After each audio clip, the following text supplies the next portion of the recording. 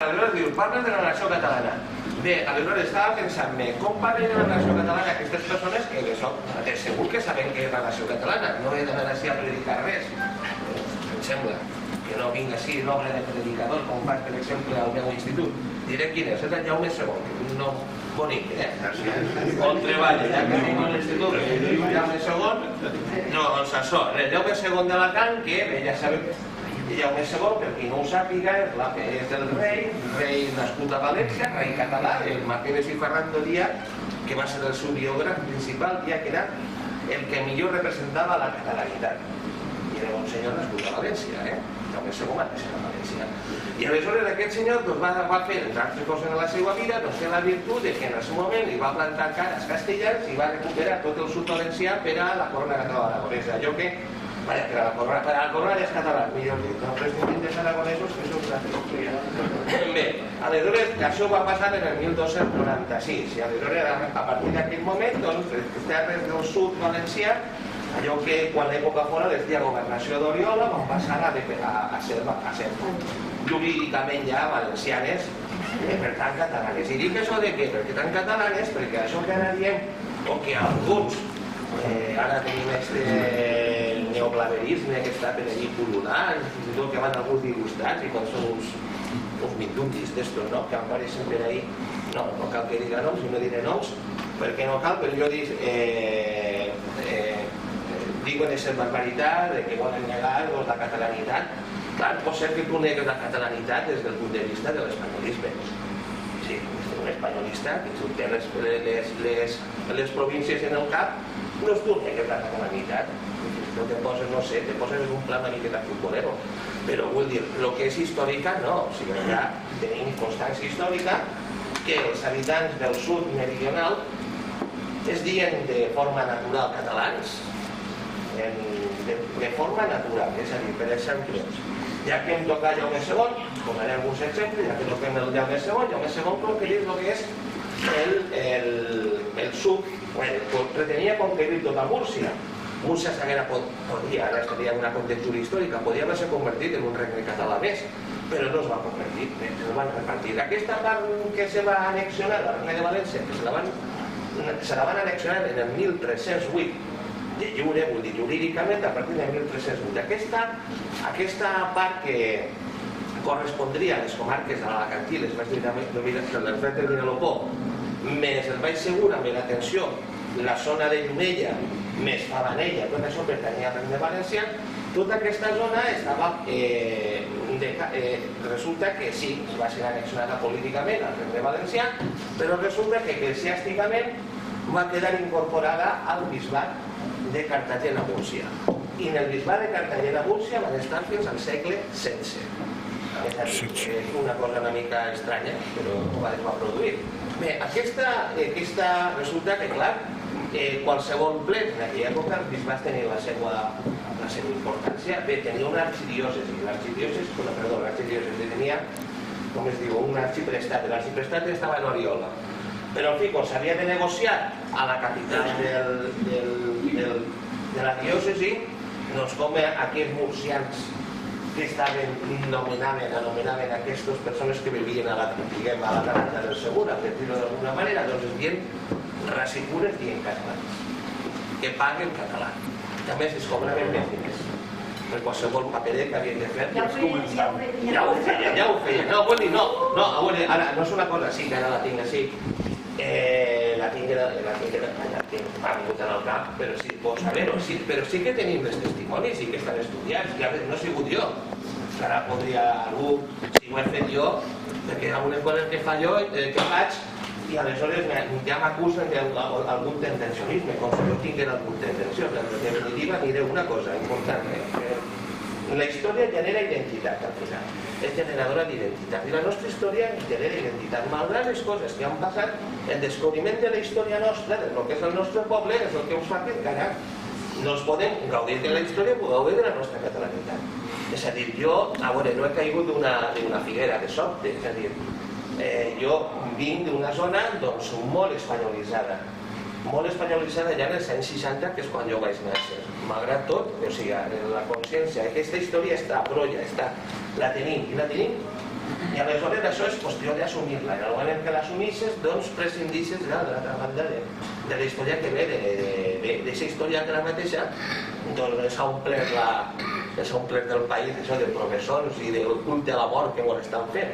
I veig que en això, ho dic perquè ho he llegit en el WhatsApp, i efectivament aquesta ridiculesa del culte a la mort que ara mateix ho estan fent, això és espanyolisme propi, total, una espanyolada bestial, i que ara sí, una espanyolada més recent, aquesta postmodernitat, diguem, que la gent ja agrada els carnavals, les carnestoltes, doncs ara, igual que t'agrada vestir de mono i cristian, doncs t'he vistes d'això, de Ku Klux Klan.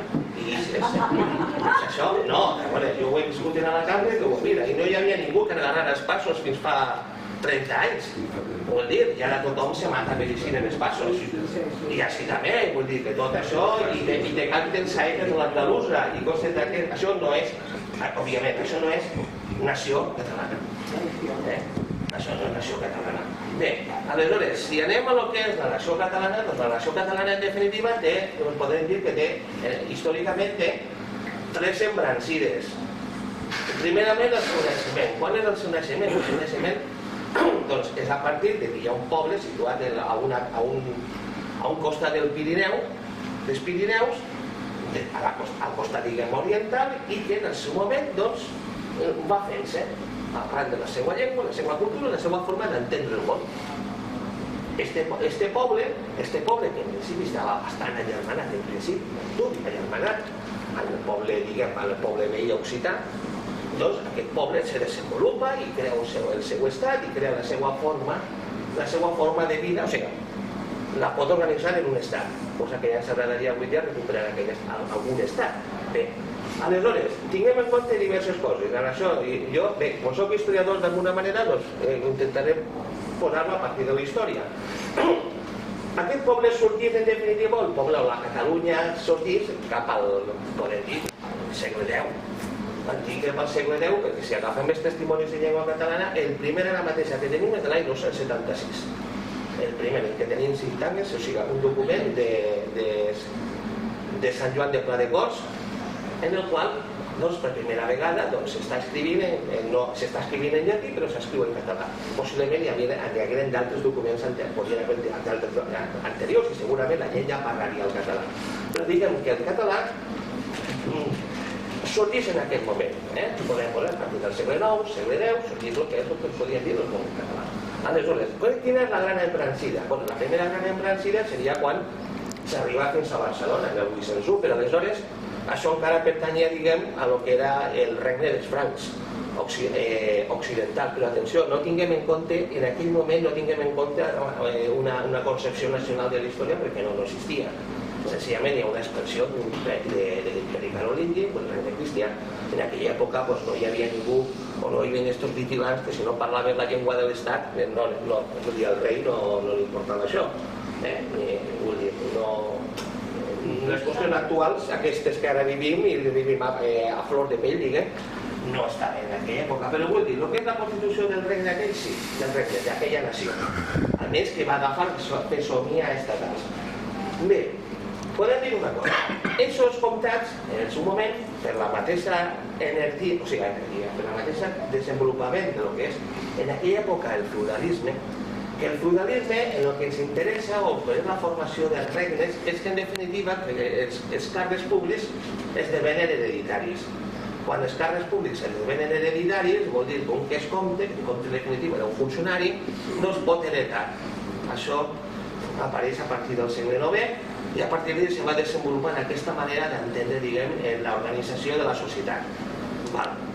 El que tenim així a nivell nostre, a nivell català, és que n'hi ha una dinastia, en concret la dinastia, el primer membre que allà s'assenta que fa heretar als seus fills, és comptats els Guifrèl-Piros en el segle IX. A partir d'aquí podem dir que hi ha una dinastia, que la dinastia dels comtes de Barcelona, perquè és els comtes de Barcelona on sorgeix tot, que és la que s'expandís, o sigui, aquí se va imposant en el que és l'antiga, atenció, en aquella època no se'n deia, perquè això és un concepte modern, però allò que diem marca hispànica.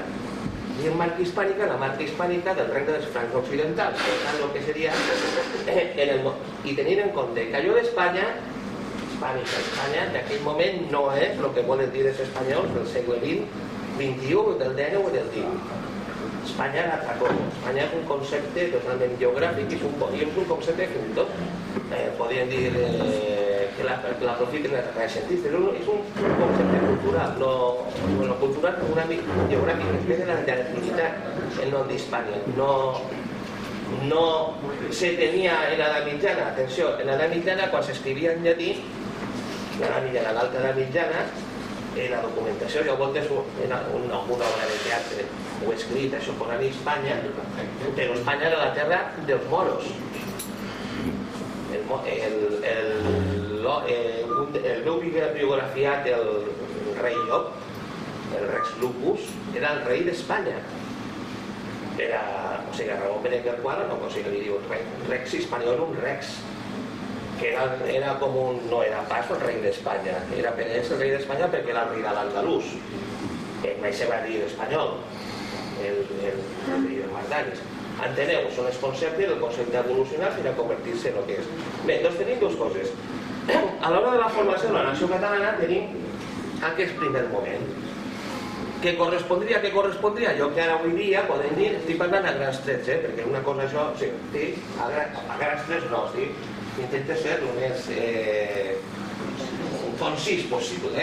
Bé, doncs seria allò que correspon a la Catalunya vella, el que diu la Catalunya vella. Que algú diu la Catalunya carolíngia, que diuen de moltes maneres, que seria fins a Barcelona. Més enllà de Barcelona, ja el Penedès ja seria una altra cosa. I el Penedès és això, el Penedès, més les conquestes de Tortosa i Lleida, seria el que, quan la constitució del primer principat, se va considerar la Catalunya Nova. Catalunya Nova, que són els territoris que se van ser presos en aquest cas als andalusins. O sigui, ja tenim una que va, però atenció, que Barcelona la van conquerir en el 1801. En definitiva, tota Catalunya, absolutament tota, abans de ser Catalunya, va estar en mans del poder andalusí, tota, fins i tot Perpinyà. Recordeu, per exemple, que Canigó parla d'una incursió, el poema de Verdaguer, d'una incursió dels moros a la Catalunya del Nord, fins i tot, però és que això és el record, tota la Catalunya que d'avui. Ja me veu, m'adeu així en la cara poc agradada. Gràcies, gràcies per cuidar-me. Gràcies per cuidar-me. Soc la boquera.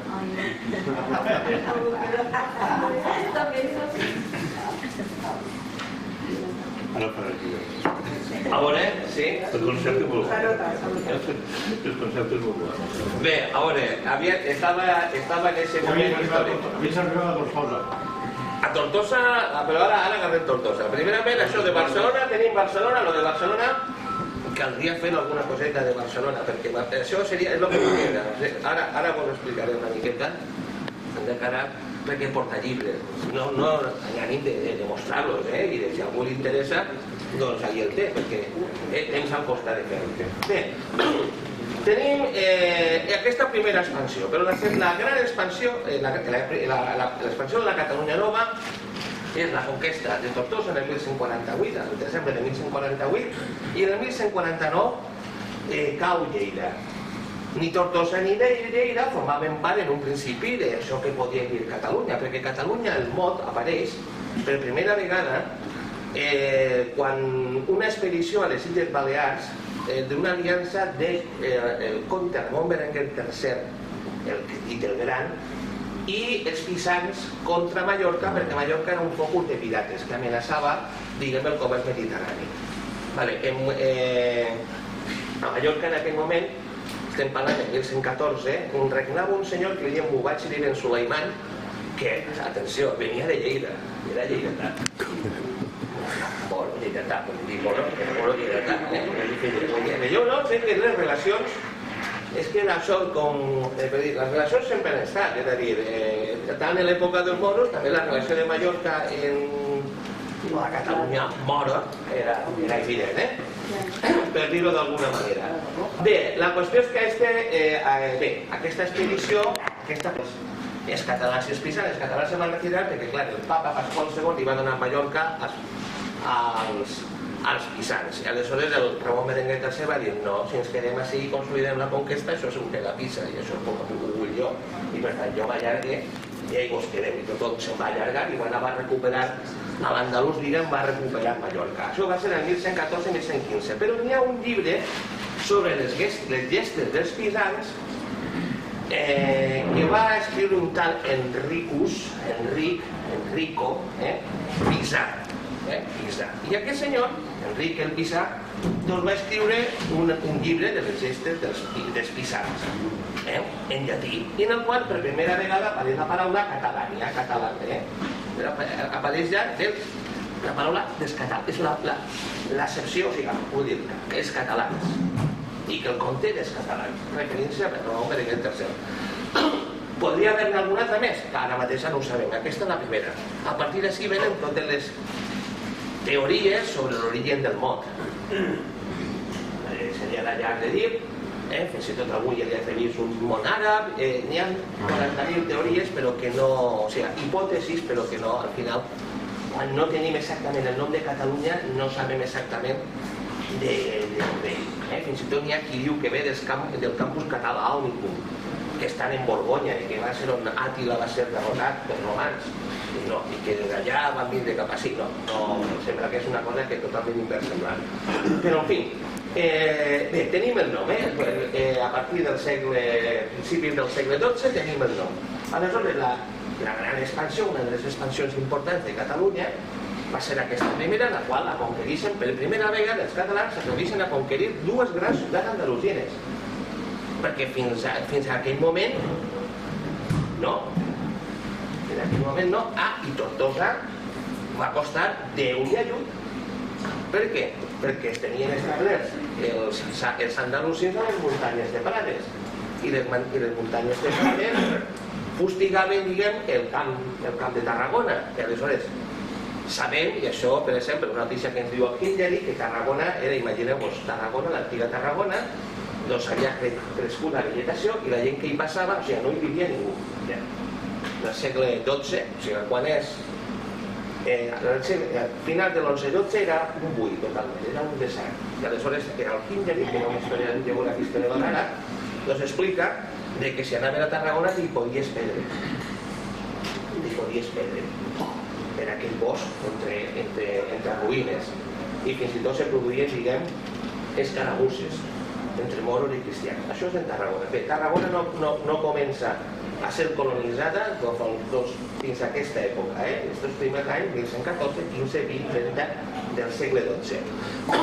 Bé, la gran expansió és quan s'atreveix Ramon Berenguer IV a conquerir Tortosa. I algú dirà, bé, com va començar això?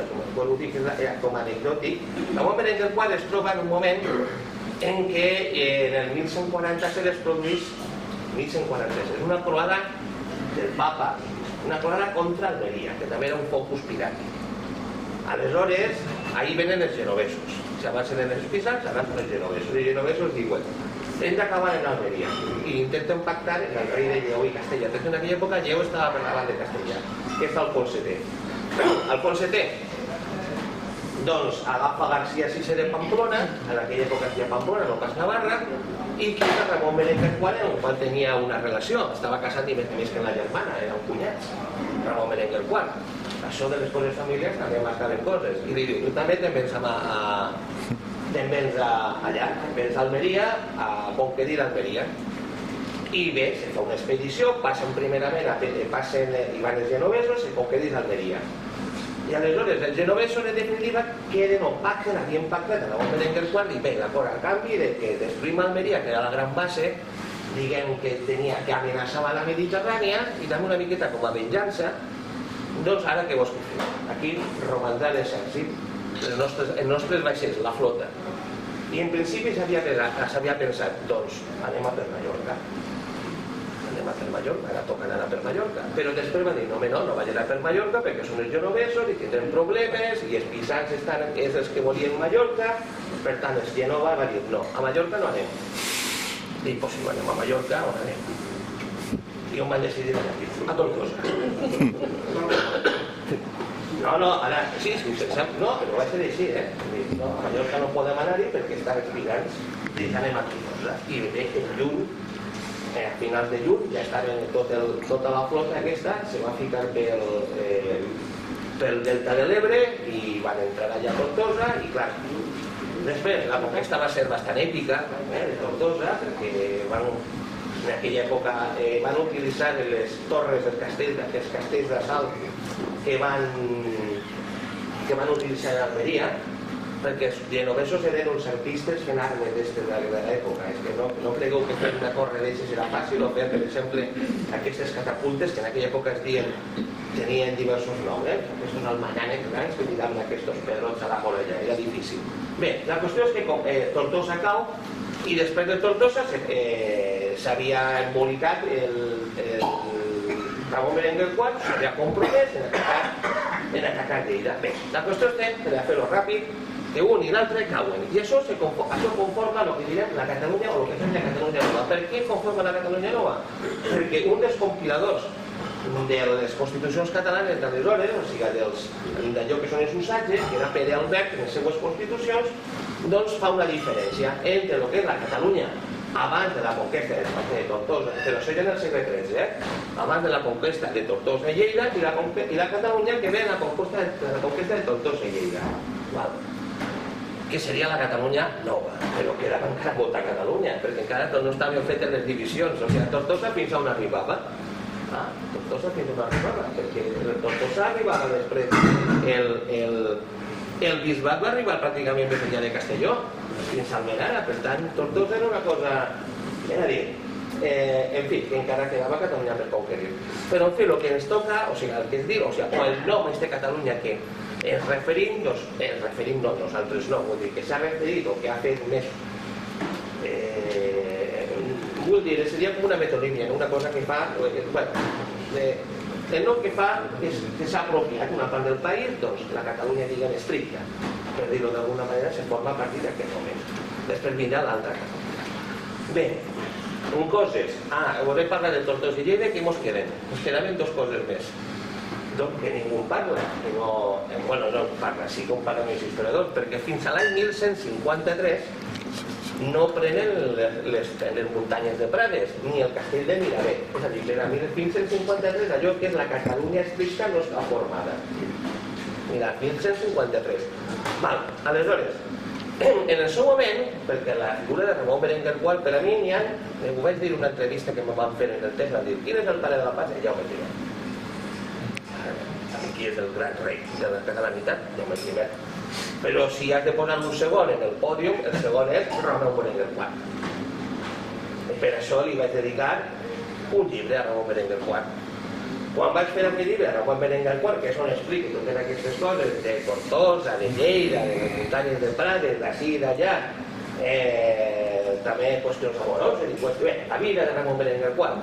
Doncs quan acaba això va néixer una cosa, resulta que aquest senyor s'havia d'enfrontar a un rival, tenia un rival, perquè també hi ha una cosa, sí, tu te poses a conquerir, però allí on conqueries hi havia persones, no? No ens oblidem, diem els moros, i bueno, els moros eren persones, quan vam anar a la seua, vivien allà, tranquils, i tu ven i dius, això és bé. No està clar, no està clar. Aleshores, a mi, clar, això és el meu interès per allò que hi havia abans de que arribaven els que, diguem, porten la nacionalitat catalana, que hi havia abans. Qui eren aquestes persones? Bé, ens interessa un? Sí, ens interessa no ressuscitar, sinó recordar-ne un personatge important que és, diríem, Muhammad ibn Saad, Ibn Mardanis, era el rei Job, Rex Lupus, dirien en les cròniques llatines. Aleshores, aquest senyor va ser important perquè és el senyor que va crear un emirat a la part oriental de l'Andalús. I l'emirat també és en el nom de Sharq Andalusí, Sharq al-Andalús, o sigui, a l'orient de l'Andalús. I aquest enllaç va funcionar fins a la mort d'ella, fins a 1172. Bé, ells se van enfrontar les almohades, etc. Important per a nosaltres que en el 1148, en el 1149 i el 1153 era el rei, l'emir de Tortosa, Lleida, de Muntanyes de Prades i tot allò, o sigui, totes aquestes terres. Bé, què és el que va passar? I com va haver una mena d'estrella rosa, va ser el gran, diguem, el gran rival de Ramon Berenguer IV. Doncs també mereixia que ens dedicarem a ell. A ell i després, bueno, ara en parlarem, a un altre que serà l'últim emir de València, que és el Bernardinís, i per això el llibre que vaig escriure sobre l'estil del rei. Bé, que en teniu ahí, si a algú li interessa, no se porta d'aquí a si a algú li interessa, algú pot dir-lo, si algú té ganes, i saber d'aquella època no ho pot dir. Sí, ho intenta veure. No s'havia escrit abans, atenció, no s'havia fet aquesta història d'aquestes persones. Bé, la qüestió és, tenim una Catalunya nova, però la Catalunya avança. Bé, en el 1229 què passa? Mallorca. Al final, bueno, Mallorca. Conquereixen Mallorca i Menorca. Bueno, Menorca queda lisa i Menorca queda, diguem, com un territori vessant, però en definitiva està ja pràcticament incorporat. Aleshores, què és el que passa quan, o què és el que passa en el... que sempre m'ho pregunten. Quan m'ho pregunten, jo ho tinc clar, ho tinc bastant clar. A veure, quan el senyor, en l'any 1238, bueno, la conquesta comença en el les conquestes començarien en el 1232, però aleshores, per exemple, si la presa de Morella en el 1232, Morella era tan valenciana com Moscou. Morella, valencià, no ho sé. M'enteneu? No, anem a veure. Sí, clar, la qüestió és la següent, és València és una ciutat important. Sí, València és una ciutat important en l'època andalusina, sí, la capital d'una, això que es diu, una cora o província de l'Andalús. Va fins i tot tindre un regne privatiu, sí, però tenia els límits que tenia aquest regne privatiu i el que era, i fins i tot, i això ho sabem, en època andalusina, quan parlem d'un senyor de Xàtiva, era de Xàtiva, no pas de València. O d'un senyor d'Alzira, era d'Alzira, no pas de València. València és la ciutat. El nom de la ciutat, a més, és un nom que està per tota la romanitat, tot i la romanitat, allà on se va estendre l'imperi romà, doncs és un nom que ve de llatí, València. És un nom que ha donat a Valències, ha donat allà al llarg de tota la romanitat. En definitiva, era una colònia romana, va ser una colònia romana. Bé, per què dic això? Perquè clar, ara ve el conflicte, però el conflicte dels noms. No el conflicte dels noms, perquè en aquella època estava clar, no, el conflicte dels noms, si traslladem la realitat o volem buscar els problemes actualment mentals actuals, els problemes aquests de... Sí, perquè en definitiva els problemes d'identitat actual en el segle XIII, perquè ahí és on vindrien els problemes. València és una ciutat important i és una ciutat que han de prendre i la prenen. Però bé, ja arribar a aquest moment, 1238, a mi em sembla, i em sembla que vosaltres estareu d'acord amb mi, que els únics valencians que hi havia en aquella època eren els que parlaven algarabia i proclamaven el nom de Déu, Alà. No pas els que venien en el ganivet entre les dents i les passes mà, no? És una cosa... Per què dic això? Dient, perdoneu per l'expressió, per la xorrada de dir, és que el poble valencià va néixer en 1238, i a la cantí diríem, la figa de mà. En 1238 van néixer això, no, és impossible. Avui dia, doncs, a veure, jo no seguís tota aquesta gent, perquè ja dic, no, el que s'ha de fer és fer i treballar i ja està, però com veig que això, aquestes coses s'entremesclen en els discursos i com estem en una època, a voltes ho solteu per ahir per WhatsApp, això de la postmodernitat, això m'agrada. Sí, el Manuel Molí es diu la postmodernitat canallesca. Canallesca, aquesta. Per això, tenim una cosa que ho canvia tot i aquí tot val, i aquí això, no, 1238, així estaven els valencians, que jo sàpigues que venien d'allà del nord, que valencià no tenien un nord, venien senzillament i se van establir allí, doncs anaven per la cara, doncs per la cara, i això és nostre perquè l'hem conquerit. Els altres eren els valencians, que van ser els que van, en aquest cas, havien d'haver marxat.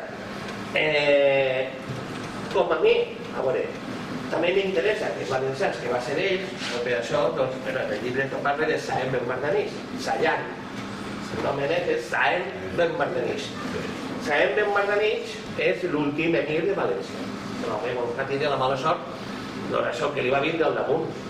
Tot això li va vindre al damunt, no li ve, i va haver de perdre, i el Saem Ben Mardanís, clar, d'aquestes persones, a mi m'interessa que també, o sigui, m'interessa, ara és una cosa personal, com a historiador sempre m'ha interessat estudiar-les, i després també, doncs, d'alguna manera, si menor, recordar-les, diu, home, ja que es van llevar la terra, que es van llevar el país, almenys tindre-lo en compte, no?, que aquestes persones estaven així. Bé, perquè en aquella València no pensava que era una València de, no sé, és que qualsevol tullista diria una València, perdó l'expressió, com té mindúlti, de qualsevol que està ahí, 4 moros ahí, no eren 4 moros, una València que era una potència cultural del segle Andalusí. Atenció, tota aquesta gent que venia de València, tota aquesta gent va exiliar-se a Tunis, se va convertir, diguem, en l'elit de l'estat hafsida de Tunis. O sigui, entre altres encapçalats per Ibn al-Abar, Ibn al-Abar era de València, o Ibn Amir al-Zira, que van exercir el càrrec de secretari de secretaris de lo que és les altes magistratures de l'Estat. És a dir, no eren uns qualsevols els que van haver de partir. Les situacions de l'època van ser els que van fer que van haver de fugir. Bé, i després, ara mateixa, doncs l'altra que aniríem i que hauríem de dir és que bé, una vegada conquerida València, què en fem? Perquè clar, Aragó diria, jo vull que sóc a mi. Aragó volia que a València s'haguera incorporat a l'Aragó. Era el que pretenien i a més, des de la seva lògica, dient, bé, els catalans han anat a Mallorca i nosaltres ens fem a València.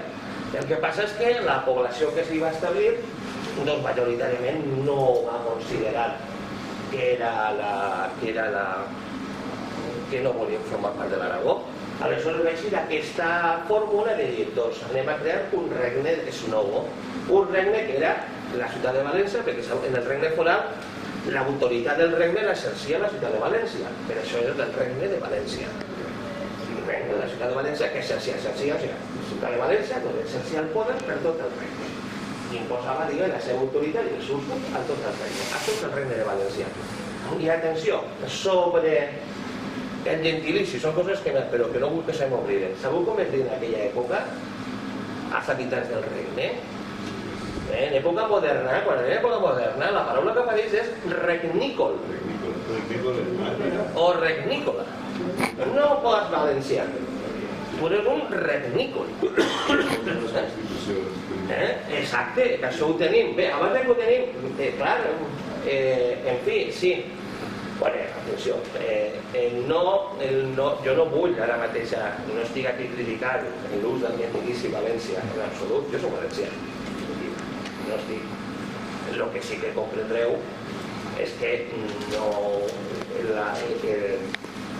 tal i com s'ha reinterpretat o s'ha intentat refer o per d'alguna manera des de l'espanyolisme s'ha fet i és el que nosaltres respirem així, malauradament, el que respirem,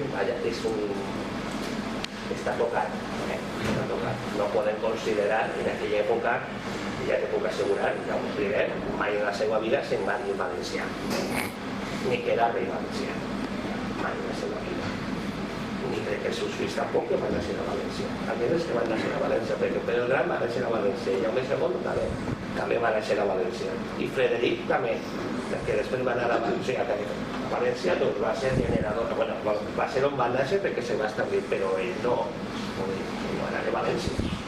València se l'havien incorporat, l'havien conquerida. Bé, per què ve tot això? Perquè València forma part de Catalunya i en aquella època no existien aquests problemes. I algú me podrà dir, home, és que clar, és que com tu. Doncs mira, per això, a la calle Martín se li va pegar per gossos. No, i a tu, doncs per això, a mi me diu, però com a tu t'ha pegat per... Martín se li va pegar per gossos i a tu per ser català. I com eres català, i dic que eres català, doncs pare de Xina, home, no. No. Ho dic perquè és una forma que tenen per a per a, diguem, desacreditar els nostres pensaments, no el nostre pensament, la nostra evolució, l'intentar explicar. A veure, jo porto una vida, per ho dir de veritat, ara en tinc 58, porto una gran part de la meva vida dedicat a plantejar-me o a pensar, dic, a veure, què som? Com hem arribat? O sigui, no és una qüestió, no sé, la primera vegada quan te plantejo, ostres, que allò que m'han dit a l'escola, eres un xiquet, doncs no és cert. Jo què tinc d'espanyol? De res. I visc sent espanyol, hi ha un punt d'espanyol. No, ni la cultura no m'ho diu, la llengua no m'ho diu, la meva fins i tot percepció de les coses no m'ho diu. Però la història, que és la gran, la història gran generadora, doncs m'està indicant, com està fent descobrir, que sí hem existit una comunitat, d'alguna manera, una comunitat humana, diferent, a més, i en aquella època se'n sentia orgullosa de ser. Orgullosa, li ha tocat, però ningú no la menys tenia. I per tant, aquesta comunitat és la comunitat catalana. O sigui, Catalunya. I se'n diuen catalans. I així és cert. O sigui, aquí va passar. En coses que vol que, per exemple, si arribem al segle XV, tothom es deia català. I quan a Carles III el fa un papa, que és el Comte de Borja, ell se sent català, diu català, i al seu voltant, doncs, qui és el català? Li diuen, sí, l'un català. En el romanet dirien, no ho vaig dir, l'u català, no? Sí, era el català, i eren catalans. Però més encara, una cosa que hem de tenir en compte, quan, per exemple, quan fa un papa a Carles III, que Carles III no s'ho esperava, però era molt vell, i pensaven, el fem papa i se mor molt prompte. El colonna el fem papa i se mor molt prompte i fora. I ara després, no sabien a qui posar de papa en aquell moment, que estem parlant del 1453. El 1453, però no, el 55, perdó. 1453 és la caiguda de Constantinople. Bé, quan el fan papa, què li fan? El fan papa i ell el primer que, i això sí, això ho ha quedat, ell el primer que fa és agrair a Déu en català que l'han fet papa. Que l'han fet papa. I el que sí sabem és que, això sí, el document el tenim, el Consell de Cent de Barcelona se reuneix per a fer la celebració. El cardenal de València, perquè el cardenal de València era el bisbe de València i cardenal, Joan Alfons de Borja, que és català de nostra nació. No ho tenien clar, però el que vull dir-vos en això és que, clar, quan parlem de la nació catalana, les desviacions que tenim ara són producte de lo que vindrà després. En aquell moment no hi havia cap problema. Formaven part, sí, possiblement, d'un estat que era bastant divers, però aquí la mitjana està plena, en Castella està pleníssima de diversitat de punts i de constitucions i de coses. I ningú diu que ahí estava el regne de Sevilla, que existia un regne de Sevilla. Bueno, existia, almenys teòricament, com a títol de rei, o un regne de Granada, però no fer-ho de posar. Llavors, què fa quan? Doncs això, no? Doncs l'Espanya sempre, en el moment en què Espanya té la fixació en incorporar, diguem, la part aquesta, les parts perifèriques de la península ibèrica, doncs la qüestió del dividís i vèncer. Ja està, ja he tingut sempre, des d'Espanya, sempre vos diré jo, que tinguem consciència, clar, d'aquesta deler malaltís per separar València del Litoral, jo el situaria segurament abans, però l'època de la guerra dels segadors. La guerra dels segadors sí que és bestial. Bestial. I atenció, mireu el que passa a la guerra dels segadors. La guerra dels segadors no me'n recorde el bisbe de València com el dia. En aquell moment, el 1640, no sé el que, perdoneu. No m'han agafat. Bueno, entonces, mireu el que van fer. El bisbe de València, que era més espanyol que... Era espanyol. El bisbe de València era molt espanyol. Sabeu que, per exemple, quan vos tiren als moros, que pareix l'arquebisbe de Rivera, que diuen que l'arquebisbe era sevillà. Era sevillà. L'home enviava a predicar als moros, a la Sarra, els moros parlaven ara, això és una cosa, així. Bé, això entraríem ara en un tema que no, vull tocar-lo, que no se m'oblide, que ara que tinguin 2 minuts, que és ara per el tema de que sí, que jo volia escriure alguna cosa i dir, no, no escric sobre això, ara no tinc escriure sobre això, i que parlar català, doncs que es toquen el rabo. Estic parlant per estos d'allà de la zona xurra, que apareixen estos del Pepe i d'això, que se diuen que no sé, háblame en español que no te entiendo. Estas coses, no? És tu una persona que te resultarà difícil entendre el català, però en fi, no ens interessa, però també podem explicar-los algunes coses, perquè jo penso que se diuen moltes més inexactituds sobre el que és les fronteres lingüístiques des que són ara, però no les que són abans. A veure, una cosa, una anècdota. Algú s'ha plantejat, ara faig una pregunta així, algú s'ha plantejat per què en els moros i cristians ixen els estudiantes?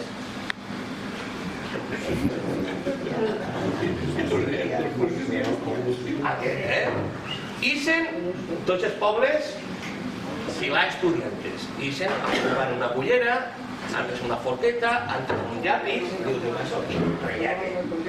Quin poc traiate. Quin és l'origen de les filars dels estudiantes?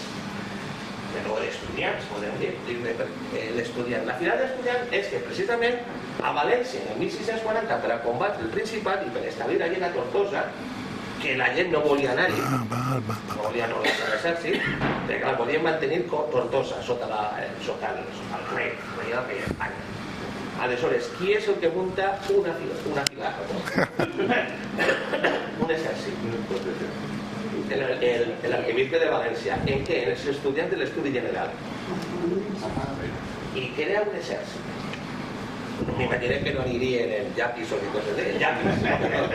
Però ese és l'origen. És l'origen per quals els estudiants formen part de l'exèrcit. És l'origen, perquè és una cosa que jo sempre diria, com és que n'hi ha estudiants? Per què?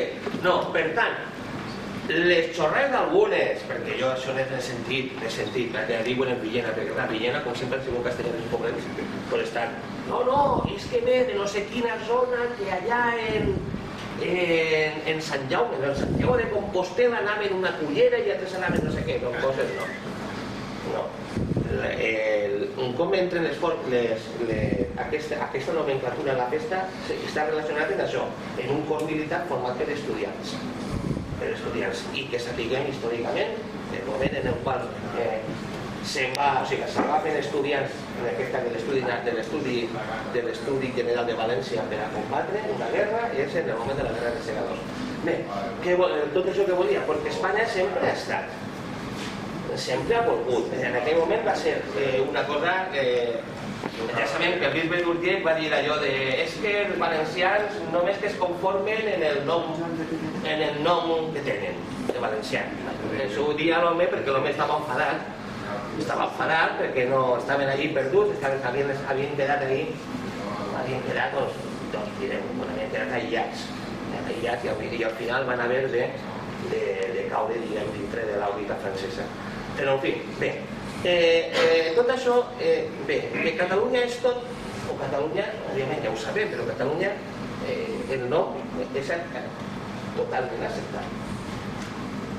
I fins i tot, quan estem parlant en la qüestió de la llengua, també en la qüestió lingüística, quan alguna persona o algun valencià del moment explicava que ell parlava en llengua valenciana, ho estava dient des d'un punt de vista, atenció, de la catalanitat. Estava dient que la seva llengua, que ell parlava el seu, era millor que el dels altres. O sigui, la seva llengua, el valencià, o sigui, la forma de parlar el català al País Valencià era millor que el del Principat. Per exemple, Carles Rosa del segle XVIII no nega la unitat de la llengua, però diu no, que el nostre és la llengua valenciana, és la bonica, musical, hermosa. En canvi, a més ho escriu en castellà, en canvi, la del Principat és Montaraz. Ahí està la muntanya, ahí està. No, ho dic perquè, clar, a veure, dit a grans, sense notes a la mateixa putepatge, ara ho dic això de coses i d'intentar compartir un recurs, però que tingueu en compte això, que quan se diu això, no s'estava dient, és que evidentment que no se pot negar, això no ho neguem ja, però punyetes, que la historieta del valencià o valenciano va que donen llanda, No, però no és que donen llanda, és que donen llanda, sinó és que, vull dir, és que actualment ocupen institucions i coses.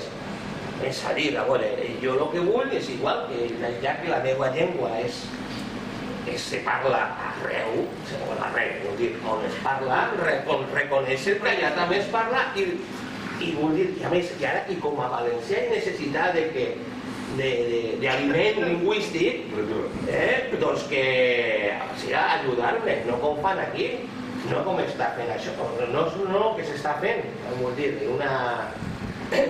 a mi em deixa totalment perplex totes aquestes coses, és a dir, no, la llengua és el català i ja està, i a més és el nom més atractiu que podem trobar. A mi em sembla d'aquesta manera. Per les circumstàncies siguen, és a dir, històricament no ha evolucionat a partir de dir-se valencià i dir-se valencià tot, és català. El Principat va tindre, afortunadament i afortunadament, va tindre un moment, una renaixença forta, consistent, que va derivar en el catalanisme, cosa que nosaltres, en el segle XIX, ens vam quedar, no sé, en el segle XIX no va ser un segle en què sí, però que no van tindre allò, no van tindre, teníem massa, o sigui, els nostres escriptors estaven massa, en altre lloc, no entraré jo a la jutjar l'honor, senzillament que no van estar més per allò que seria per cultivar el català i fer que la llengua no es tinguera el valor que es mereixia.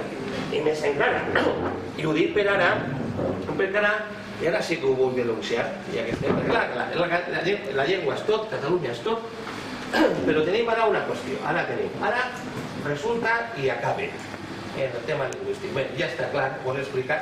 Doncs a veure, aquesta Catalunya, que ve el País Valencià i les Illes Balears, què seria? Aquí no ens podem posar. Jo ho dic en el llibre de l'Arrac, no l'altre, la Catalunya novíssima. Catalunya novíssima. Fuster, jo ho dic. Sí, Fuster ho apunta, sí. Jo vull dir, a veure, jo soc, no sé si declarar-me el deixeble més... No, vaig conèixer una volta, només. Una volta. No vaig tindre el plaer de conversar amb això amb ell. Soc bastant... Jo era més jove, però sí, reconec molt deixeble d'aquest senyor de Suïssa. Sense haver-lo coneix, a partir de les lectures. Molt bé, esta Catalunya novíssima. Bé, i ara què ens passa en el tema de la llengua? Doncs ara ens parla dues coses. Primerament, n'hi ha uns senyors que, davant de la situació lingüística del país, doncs encara estan en les barbaritats, per exemple, no sé, ara mateix agafar, vos poso un exemple, ara mateix agafar els verbs de la tercera conjugació sin coactius i diu, per exemple, no sé, que són regulars, i dir, per exemple, la paraula decideix, l'escrivim en eta, normal, i ara has d'escriure decidix, d'acord que ho pronunciem, però no estem, és a dir, no anem a canviar-ho tot. O sigui, a la llengua, a veure, a més, el model lingüístic que va fer Pompeu Fabra és perfecte. Vull dir, perfecte, però si no li posem el 10, el 9,8, el mestre Fabra va fer una tasca impressionant, i cada volta que un s'acosta des de la passió de l'historiador i s'acosta, i bé, ostres, no me va tindre en compte tot. No se podia fer d'una altra manera, és que van passar una sèrie de coses en aquell moment que no entraré per no fer-se massa llargs, no? Perquè acabem... Quan acabem? 10 minuts. I preguntes. I acabe. Doncs esta tasca tan immensa que se va fer, doncs ara no tombar-les. No, que no estigui tombada d'aquesta manera. No se facin aquestes blaverades d'última hora que ara t'obliguen. No, és que no pots posar ara divideix. Has de posar dividís. Per què he de posar dividís? Aleshores, tot això bé, això de l'Acadèmia Valenciana de la Llengua, que jo sempre no he tingut una bona relació amb ells, sempre l'he criticada, no la considero, no la sento, no puc considerar que una llengua hagi de tindre una acadèmia d'aquesta manera, perquè al final tot això dialectalitza i es converteix, es divideix. Ja dic, necessitem una llengua forta. I després una altra qüestió, perquè això també està en la correspondència de Fuster, podem parlar de quin és el model lingüístic que s'ha d'utilitzar. És a dir, jo soc partidari d'utilitzar una única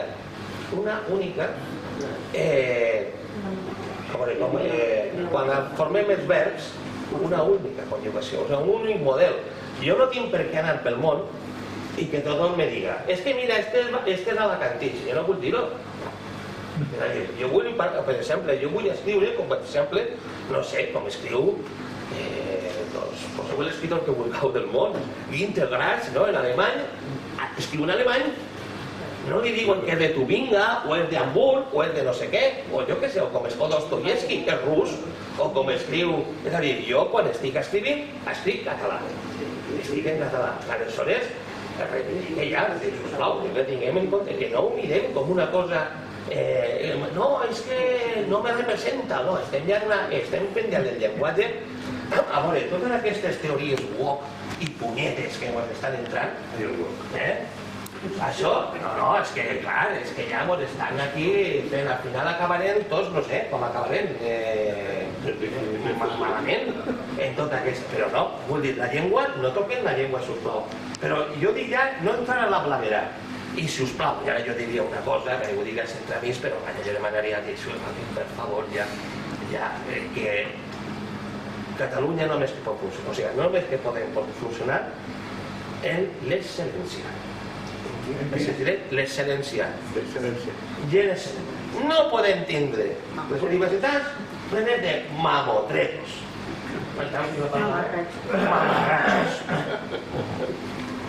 No, i això està contaminat en l'Institut d'Estudis Catalans. I, òbviament, l'ABL i tot això. Aleshores, ara el que jo estic dient, algú dirà, mira, ho dic, no, ho dic de veritat, ho dic perfectament, no tenim ja personatges. Ara, per exemple, tot això d'Asmenar Fabra, que s'han inventat els estudis catalans, ja és de, no sé, és per llogar-hi cadires, però esta gent de què va per la vida, sinó que el català recupere la seva, o sigui, recupere el terreny perdut. No, i estan preocupats en aquestes coses. I després, clar, el que tenim en les universitats, això no tenim, desgraciadament, el que haurien de tindre. O sigui, l'excel·lència que jo demane. I, òbviament, no tenim l'excel·lència en la universitat i no tenim l'excel·lència en la vida política. Quan no tenim política excel·lents, va com va. No sé com ho podem arreglar, perquè jo soc ara mateixa, ja la vol dir de veritat, jo no deixaré d'escriure, si puc i això, o sigui, d'historiador, no te dic a fer història, en tota la bona voluntat del món. Ni va esperar, simplement escric història, reflexione, i ara mateix a dia del temps, per exemple, que estic escrivint cada 15 dies, tinc una oportunitat d'expressar coses, de l'article d'expressar. Però trobo molt a faltar en el nostre país, en Catalunya, el nostre país, aquesta excel·lència que a mi m'agradaria, és a dir, fiar-me, però no perquè no té necessitat de ser igual que jo, o sigui, o pensar igual que jo. Jo el que vull, m'agradaria és veure persones, doncs, que sabeu preparar-les, que estan. No, sí, no, criteri, o sigui, quan ja parlem, si parlem de la història, no sé, jo entraria en el camp de la història, però no és qüestió ara mateixa d'entrar o posar-me, jo no em poso a posar sempre de res, jo el que sí que busque, el que sí, que jo no sé si ho aconseguís, has de buscar, aconseguir-lo és una altra cosa, però almenys has de buscar l'excel·lència, perquè jo sé que no hi ha cosa que tindrem és, en excel·lència tindrem imitadors, tindrem qui voldrà. Això també ho dic en el sentit que ara mateixa, per exemple, el que és el camp de la literatura en català avui dia, ara direm, no, és que tenim molts llibres en català. Sí, tenim molta brossa. Tenim escriptores de la novel·la, si va mostrar que nosaltres som un poble creatiu i que tenim ganes de fer i que podem fer-lo i podem fer-lo millor que ells, però esto si no me veig envaït totalment. No sé, potser això és una mena de reflexió, perquè com estem ara mateix en Setmana Santa i estan en casa i estan sentint els cornetes i que si ells l'equia i no sé què i tot això, al final dius tu, ostres, per l'amor de Déu, no?, que estem aquí. I bé, en definitiva, i l'última cosa, sobre la llengua. Ara mateix ve això, estan dient lo de la part castellanoparlant del país. Bueno, castellanoparlant ara. A veure, en l'últim article parlava, arran de tot això no vaig voler parlar per no criticar res. A veure, només que les comarques actuals, o sigui, Villena, Saix i Requena, Utiel, no formaven part del país. Ni formaven part ni en formen ara, per tant en els mapes els haurien de llevar, regalats. I no, moment, no ho dic a la mateixa. No, a veure, no, Villena Saix sí que va haver un moment, en el segle XIV, sí va haver un moment en què van formar part del Regne Valencià, però el Regne Foral no en formaven part. Vull dir, no eren. O sigui, això és una qüestió que molt bé, Villena s'incorpora a la província d'Alacant perquè allí tenen un diputat que naix allí i diu que és diputat per Alacant i diu, i li diuen Joaquín García López. José García López. I ell és el que incorpora Villena a la província d'Alacant. I veies tu, Capdet, que sí que era valenciana, però que és la dient... Capdet la dient en Castella. Sí, Joaquín García López, sí, que era diputat per Alacant, però que era de Villena. I és el que mou tot això perquè en el 1843 Villena forma part de... És a dir, que ese mapeta que veiem del País Valencià, ho diu, a veure, dic, això és o no és? Perquè clar, si jo ara vaig a un de Villena o vaig a un de Requena i dic, és que vostè és valencià. I em diu, no, és que jo soc castellà. I dic, bueno, que vostè raó.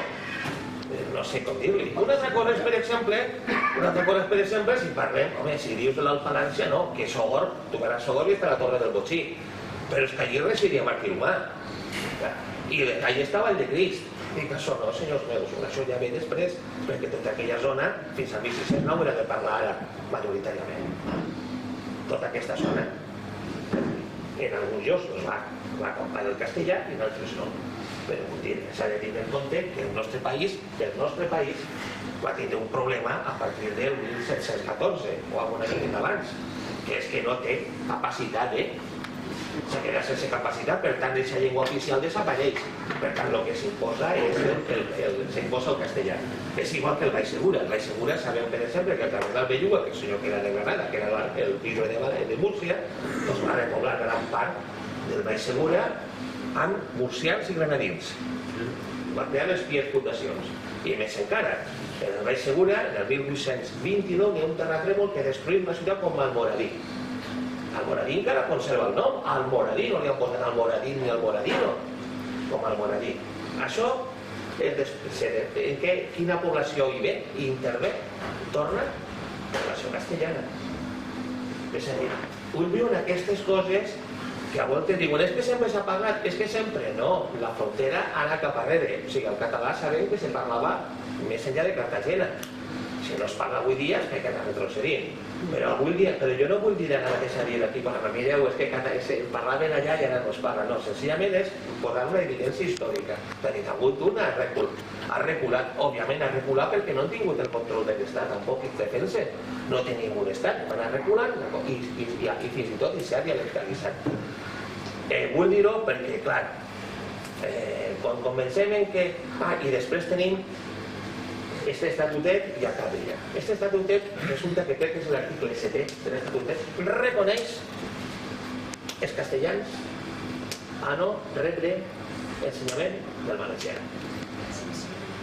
Això ho recupera després la llei del 83, però és el mateix estatut el que condena. Aquí n'hi ha el que condena, diguem, a les persones d'aquestes terres, diguem, posades com a comarques, posades com a castellanes, castellanoparlants, a que no aprenguin. Per tant, mireu el que tenim del 82, i ho dic del 82 perquè fins fa que l'any passat es caia la boca parlant de l'estatutet i van posar una senyora d'Izquierda Unida, d'Esquerra Unida, que estava allí de comissària i no sé què, de l'això, d'aquest estatutet. O sigui, l'estatut aquest, res, o sigui, commemorar aquella, no sé la paraula seria, no dir aquella estultícia que se va. Bueno, vostè, per exemple, no, això li va ser també una cosa que el va afectar. A mi me va afectar, i tenia 16 anys en aquella època, me va afectar molt. Vam veure això, ostres. Bé. I no, res, escolteu, ja està. Gràcies.